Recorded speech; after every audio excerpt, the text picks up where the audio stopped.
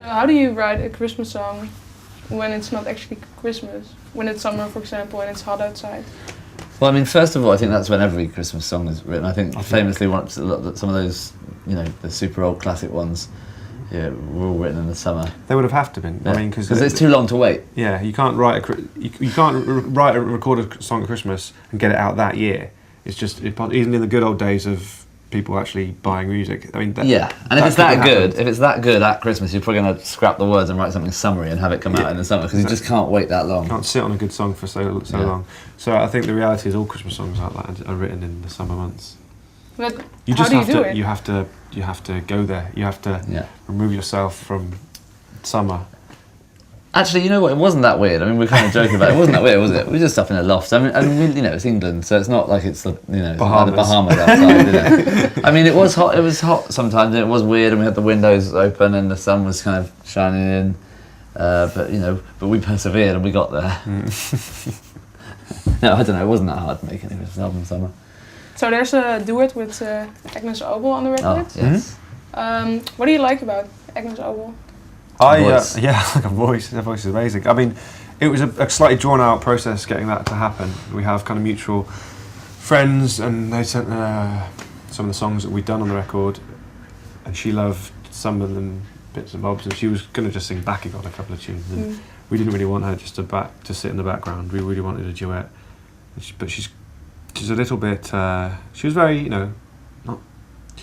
she knew exactly what she wanted to do in the song, and that was fine. So we tried to do a version of it in one way, and it didn't work with her key. And then she sent us this piece of music, and we just kind of,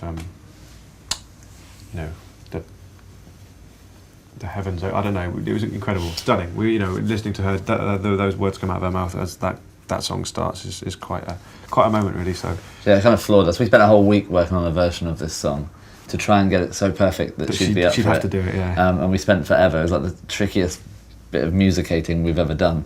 And she just sent us a demo of her singing it, and it was just like, all right, fair enough. Yeah, to be fair, she's like, no, I'm sorry, I can't work on that one, but if you like it, you can use this one. Like it's like just a little cast off that's just bloody gold. Which is, It sounded amazing, yeah, and it does sound amazing. So why specifically that song? I mean, it's a duet. You have to ask her. I mean, there's like all pop artists actually, there's lots of things that she didn't want to do. She knows what she wants to do and why she wants to do it, but she wanted to do that one that was a duet, like not the Nat King Cole one, the Judy Garland one with Mel Thorne. The writer. Was it Mel? I think it's Mel Thorne or Mel Horn. I can't remember his name. He wrote the song. So I bumble my way through his lines at the beginning, and then she comes in and takes the glory. So the cover of the album is a picture of you two with wings. Mm-hmm. Where was the picture taken? Not too far from where we live, our stomping ground in North London. Our collective back garden. yeah. It's just a massive green space, basically. We just chose a bench. It's quite nice doing a photo shoot with a prop. Yeah, where did you get those wings? The Royal Ballet or the National Theatre? I think the theatre, yeah. Okay. Or the Royal Shakespeare. The Royal Shakespeare. One of those, like a theatre-y type place. They were quite hard to track down, the wings. Strangely, you kind of don't want them to be too feminine. You kind of want them, to have a slight manliness to them, despite the fact that they're wings. Big wings on. Yeah. Did you think that worked out? I think it looks amazing. Yeah, it's pretty heavily inspired by that film Dogma. I don't know if you've seen that. Mm-hmm, yeah. And obviously the song choice, Funny Looking Angels, it kind of all seemed to be the right thing to do, really. Yeah, I wanted to ask, so why an angel? But well, I mean, that song is a cover of a band from Birmingham called Delta. It's a song that no one's really heard before. The band didn't really take it. We thought it was a song that deserved to be heard. And I think making this record, it's quite an unlikely thing in a way, as to making a Christmas record in an attic of a mate's house down over the summer months, trying to write Christmas songs. Some people would just kind of go, what are you doing? So there's a slight self-awareness, almost tongue-in-cheekness to what we've done anyway, no matter how seriously we take the songs and how proud we are of them and hope other people like. So Funny Looking Angels kind of seem to sum it all up. Sum that up, really. Right. And the picture was a great opportunity to sit and look moody with a pair of wings on your back. I feel like that was exactly Yeah, because being in a band, like for the last 6 years or whatever, me and Andy have stood with 3 other guys just trying to look cool. And you inevitably look like a dick most of the time. This was once in a lifetime moment. It's just nice to be able to do that same pose, that classic band pose, but with a pair of wings on your back. I think it's kind of quite refreshing. So, Andy, do you think the people will listen to this album for years, or is it just something for this Christmas?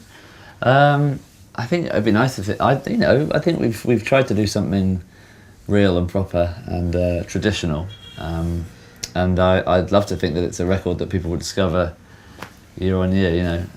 But I mean, who knows? I'm going to listen to it. I'm definitely going to listen to it every year. And we'll probably give it to one another for Christmas now for the rest of our lives. So. And our children, they can have it too. Yeah. Who knows? It would be lovely to think it might be a record that will stick around. But. So, do you guys want to make an Easter album next, or Valentine's? We're not going to do an Easter record, a Valentine's record. Oh, blimey. I think that's even riskier. But we're definitely going to work together again. Yeah, I think just the fact that writing songs together worked so well. So we want to do it again. Okay. So what are you guys doing for Christmas this year? Touring this record. Touring this record, then get back on the 25th of December and mong out. Yeah, yeah. With your family and friends, I hope. Absolutely. Yeah, absolutely, yeah. Okay, great. And give them all copies of the album. Of course. Signed, you know. We'll sign them. I'm just going to give them the album. Yeah. Thank you for the interview. Thanks for having us.